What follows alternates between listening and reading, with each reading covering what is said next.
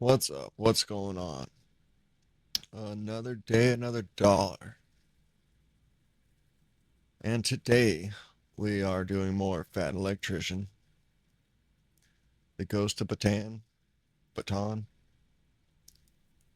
Arthur Wermuth, a one-man army with 116 kills, deletions.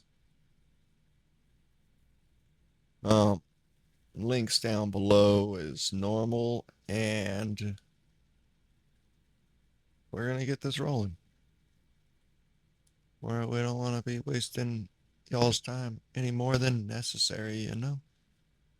If you were to ask me to name one person off the top of my head that should have been awarded the Medal of Honor but wasn't, it would be a toss up between Jake McNasty McNeese and this guy.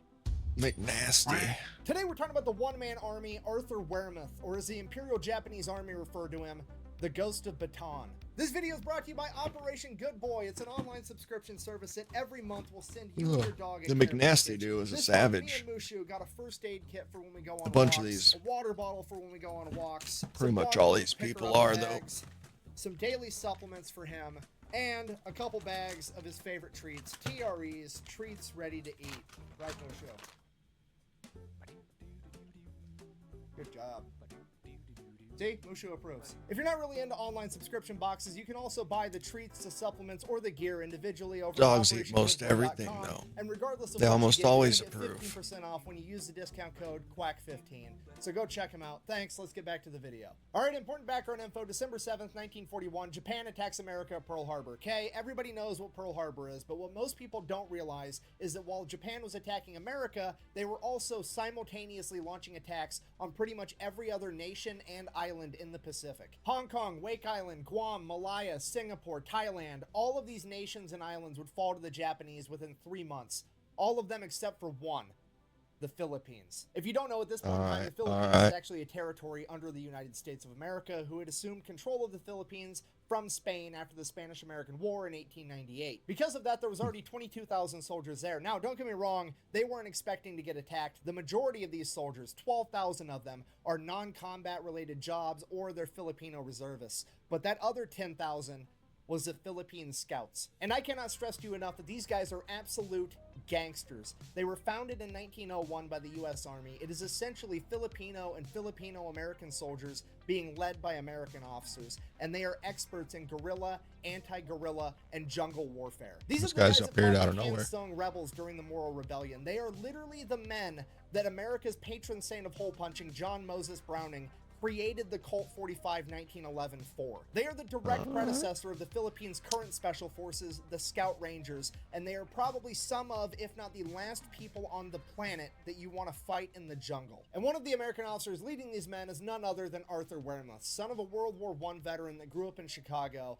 For high school, he would attend Northwestern Military Academy, and after graduating from there, he would be denied by West Point because the only thing he excelled at in life was football and winning fistfights. His football coach said that defensively he was a tough man to get through, and offensively many points were scored through holes that he opened. Despite being rejected by West Point, he still wanted to be a military officer, so he would go to college at Loyola University in Chicago, where he would join The old days, they played both sides, offense and defense. wanted to be a military officer, so he would go to college at Loyola University in Chicago, where he would join the ROTC program and get his bachelor's degree in bacteriology, which would later become known as microbiology. So after graduating from college and receiving his commission as a military officer, he would write the United States War Department requesting to get put on active duty. He would get accepted and sent over to the Philippines, where he would arrive in January of 1941 to train with the Philippine Scouts. Fast forward 11 months later, the Japanese show up and they attack. Filipino and American forces are not ready. They are outmanned, outgunned in every conceivable way. At this point, leadership decides their best bet is to pool all of their resources and have everybody move to the Bataan Peninsula. They are essentially going to back themselves into a corner, draw one line in the sand, and desperately try to hold that line long enough for American reinforcements to show up. It's not a great plan, but it's pretty much the only thing they can do. And if that wasn't bad enough, there's actually a problem with that. The Japanese are advancing so fast that they're going to be able to cut off the route to Bataan before everybody can actually make it there. So now,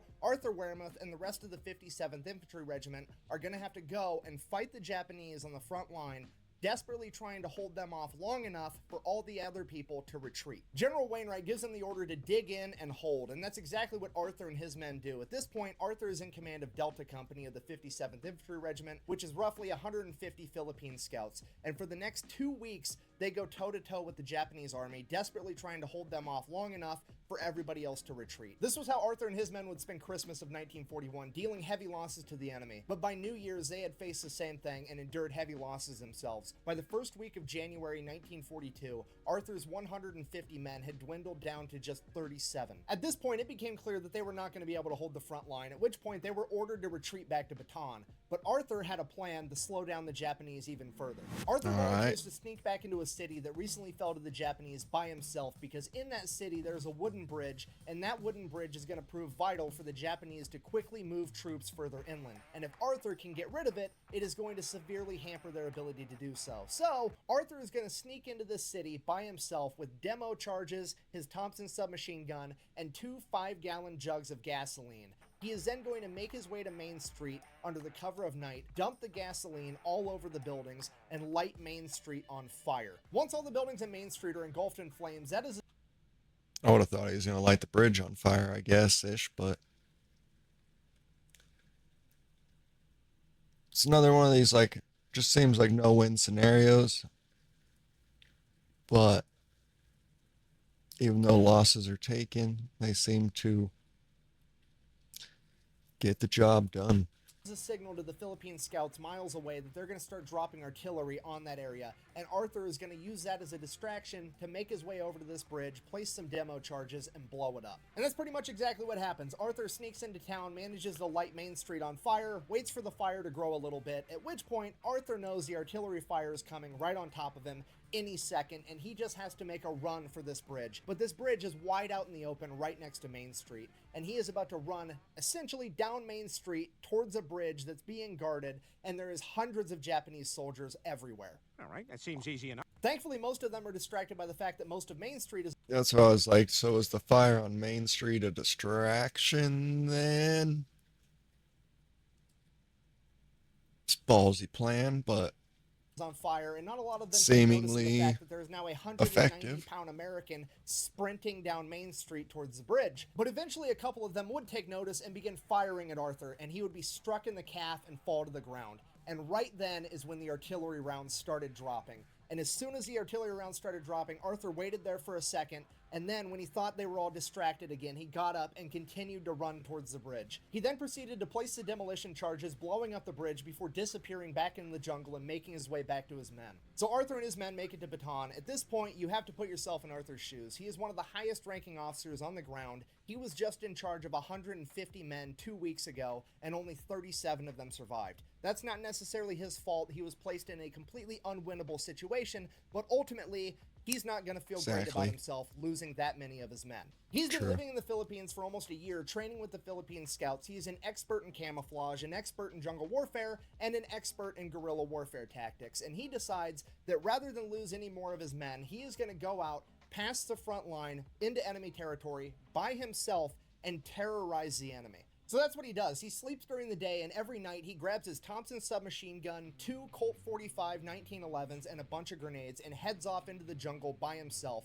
to utilize hit-and-run tactics against the Japanese, conducting guerrilla warfare. And on one of these missions, he's a couple miles into enemy territory from the front line when he hears a bunch of Japanese soldiers coming up on him. So he quickly hides in some bushes and camouflages himself, and 30 Japanese soldiers, an entire platoon, comes walking past. One of them almost steps on him, and he's just laying there dead quiet, trying not to breathe, and the troops are making their way towards the front line. And Arthur knows he has to do something, because they're either going to launch an attack, or they're getting reconnaissance to scout the front line. Either way, these guys gotta go. He knows that even if he pops up with the element of surprise from behind them with his Thompson submachine gun, he's still gonna lose that firefight. So he does the only thing he can think to do, and that is to get up and start walking in the column with these guys as if he was one of them. So he is literally following in this Japanese column, walking through the jungle towards the front line. That's like video game shit. Hey, I gotta make sure these guys don't look back and actually try to get a look at me because I'm wearing a different uniform.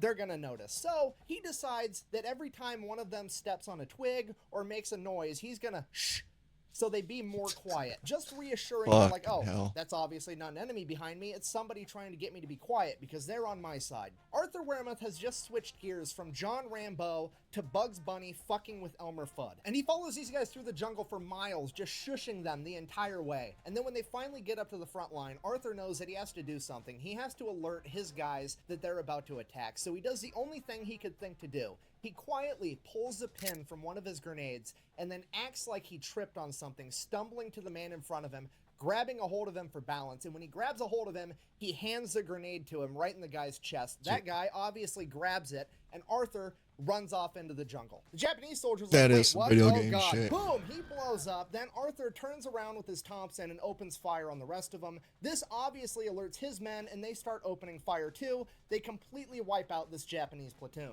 After this and other events like it, the Japanese start to fear Arthur, That's like an achievement on a video game type shit.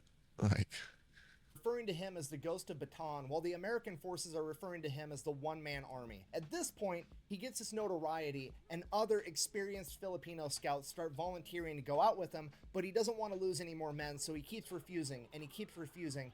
And finally, there's one brave Filipino scout that he can't refuse because this guy will kick his ass. His name is Sergeant Crispin Jacob, aka Jock. He is described as being 6'4", I'm 220 pounds, and Arthur Wermuth himself said that he is half Filipino, half Oriental giant, and he begins going out on these missions with Arthur, and time after time, Jock manages to save Captain Wermuth's life. At some point, it becomes apparent that the Japanese are intercepting frontline communications, but here's the thing, these communications aren't done over radio, they can't just be intercepted wirelessly. These are hardwired communications with a physical wire just strung out on the ground. This means that somewhere along that wire, the Japanese have tapped into it physically, and Arthur Wermuth and Jock are sent out at night to investigate. So they're tracing this wire down all night long, just following this wire, and at some point in the darkness, they lose track of it. So they're trying to re-find where the wire went, they're looking. Arthur gets his legs tangled up in a vine, and he falls down. No big deal, he pulls out his knife, goes to cut the vine. Oh shit, wait, hold on, this is the wire. At which point he looks over to yell at Jock like, hey, I found it, and he looks,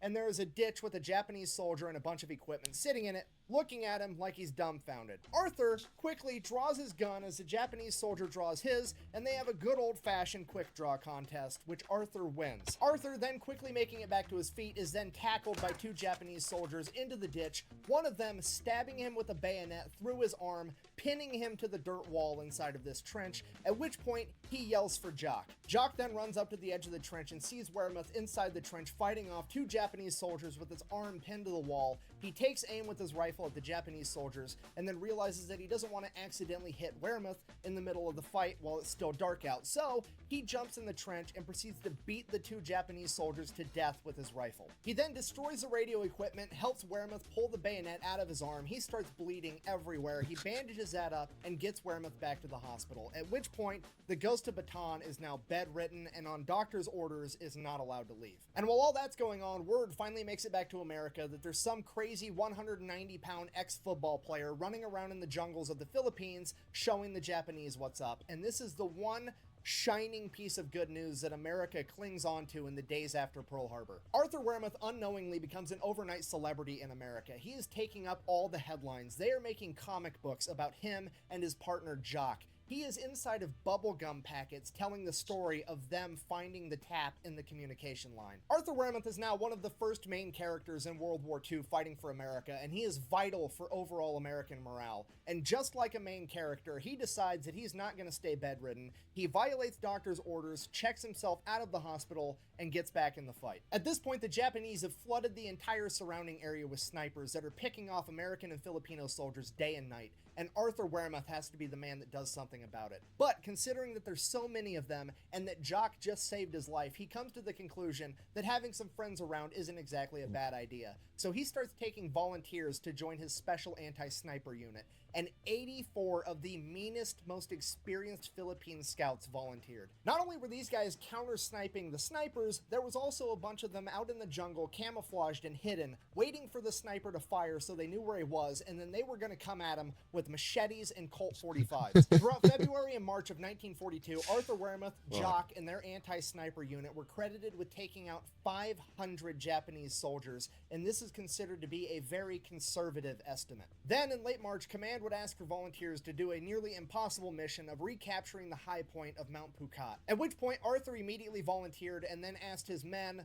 who of them would also like to volunteer, and they all did. Arthur and his men then set off to try to complete this nearly impossible mission. It's a 36-hour hike through enemy territory just to get to the objective. Along that 36-hour hike, they are credited with taking out an additional 65 Japanese soldiers. Then upon reaching Mount Phuket, they would launch an attack, and it would fail. Arthur would lose over half of his men. Having failed to take the high ground at Mount Phuket, Arthur and his surviving men would retreat back to Bataan. Along the way, they would get ambushed by a machine gun position, and Arthur would be struck in the chest with machine gun fire. Arthur would then wake up in a field hospital back at Bataan, where he was informed that the bullet went through his rib into his lung, and he was now battling an infection. I would assume they didn't have antibiotics to give him, because at this point, Bataan was in rough shape. They were down to half rations, and they were running out of every supply imaginable, desperately trying to hold out long enough to get resupplied and reinforced. Arthur would remain in the hospital for 10 days, and every single day that passed, it became more and more apparent that they were losing and Japan was going to win. At this point, Arthur, against doctor's orders, with pus oozing from his chest, still battling an infection, would don his gear and go back out with his men one last time. Arthur and his anti-sniper unit desperately tried to hold the line against the Japanese, but due to sheer overwhelming numbers, they were beaten back over and over again, and during one of their retreats on April 9th, Arthur would slip down the side of a cliff, smacking his head on a rock, rendered unconscious. He would again wake up in the hospital, but this time when he awoke, he would come to find out that the Japanese had completely taken over Bataan, the Americans had been forced to surrender, and General MacArthur had fled to Australia. This is absolutely the worst possible outcome, because the Imperial Japanese believe that if you surrender in battle, you lose your honor, and if you lose your honor, you are no longer human. You are subhuman and no longer eligible for human rights, which gives them the justification to treat you however they want. Arthur Wermuth is bedridden, having been shot in the leg, stabbed in the arm with a bayonet, shot in the chest, concussed, and battling an infection, and he is probably one of the luckiest men there. Because pretty much everybody else is forced to participate in the Bataan Death March, and I don't really want to get too far into what that is and what happened, but suffice it to say, over 30% of everybody else is going to die in captivity as a prisoner of war. And if Arthur Wermuth were also forced to go down the Bataan Death March, he would absolutely be a member of that 30% given his current condition. I can't verify this for sure, but I think the reason that they let Arthur Wermuth have a chance at surviving is because technically he never surrendered. He was fatally wounded in battle, and when he woke up, he had already been captured. So I think that maybe the Japanese didn't look down on him as subhuman because he didn't forfeit his honor. He literally fought until he lost consciousness, and by sheer luck, he survived and woke up in captivity. Yadira Caraveo supported efforts to defund ICE and the Border Patrol. Now Colorado's being overwhelmed by illegal immigrants. A former Army pilot and police officer, Gabe Evans, is tough on illegal. After making his recovery, now Major That makes a lot of sense, actually, for how the Japanese acted at that time period. To where that would make sense on why they gave him the chance of living, or didn't treat him in the same manner as the majority. Wermuth would find himself being the highest ranking military officer around, making him the leader of the few remaining Americans that were lucky enough to escape the Bataan Death March. And for the next year, they are used as forced labor to build Japanese airstrips. One of the Americans under the command of Arthur was a man by the name of Elliot Smesler, who later on in life would write a book of memoirs about his time as a prisoner of war under the Japanese. In that book, he wrote this, quote, "The first year of my captivity, I worked on building an airfield for the Japanese. Life wasn't bad because they were afraid of the major in charge. His name was Major Wermuth, and the Japanese called him Wermuth the Lion." Now, I think this is actually further evidence that the Japanese don't believe that he actually surrendered and didn't lose his honor in battle, because Makes they're sense, still scared yes. of him despite the fact that he is their prisoner. And he definitely didn't surrender, because while Arthur and the men under his command did build the airstrip they were told to build, they sabotaged it so that the concrete would buckle underneath the weight of Japanese heavy bombers, not only damaging the airstrip, but the bombers as well. Yeah, despite being a POW for over a year, Arthur and the men under his command are still finding a way to slow down the Japanese military. Because of this, Arthur and the men under his command are sent to live on a hell ship known as the Oryoku Maru, which, if you don't know, a hell ship is essentially a POW camp on a boat, and they are infamous for their horrific living conditions. The only thing worse than being a starving POW is being a starving POW on a boat with no shade while you're seasick. Then on January 9th, 1945, the USS Hornet, an American aircraft carrier, would mistake the hell ship for a troop transport and bomb it. This bombing would kill over 250 Americans instantly, wounding and injuring almost every other American on board, including Arthur Wermuth. Despite having his wounds go untreated while starving to death, Arthur still somehow managed to survive, making it to Japan to be inside of a POW camp there, where he would later be freed after Japan surrendered. When Arthur Wermuth shipped off from America to the Philippines in 1941, he weighed 190 pounds. When he finally got to return home to America after World War II, he weighed only 105. He would then be awarded 4 Purple Hearts, the Silver Star, and the Distinguished Service Cross. He is credited with 116 kills and will go down in history as the one-man army of Bataan. Despite this, he credited his men, saying that 90% of what he was able to accomplish was due to the Philippine Scouts and that they were the best soldiers in the world. So in conclusion, the fall of Wake Island and the Philippines are considered to be some of the first losses dealt to America during World War II, but in many ways they are also some of the first victories, as stories of heroes like that of Hank Elrod and the Marines of Wake Island and Arthur Wermuth and his Philippine Scouts reached the rest of the world. It would become clear to America that this war was winnable, and it would become clear to Japan that they had a lot bigger fight on their hands than they ever anticipated. Thank you for watching. Best way to support the channel is go check out thefatelectrician.com. Quack bang. Buck around and find out. Amazing storytelling from Fat Electrician as always.